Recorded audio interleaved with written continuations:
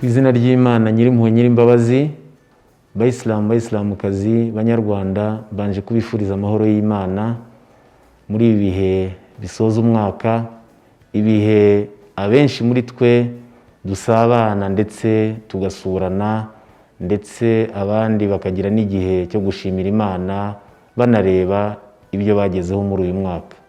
Ariko nagira ngo mbibutse ko tucyugarijwe n'umwanzi ari we COVID-19.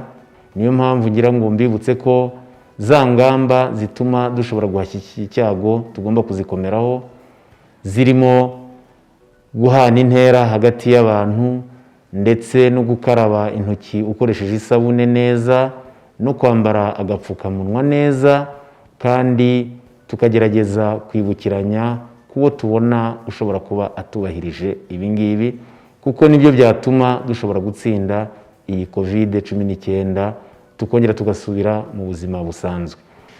Nkaba mbifurije ishya n'ihirwe ndetse mbifuriza umwaka mushya muhire wa 2021 uzabere umwaka w'amata n'ubuki. Mugire amahoro y'Imana.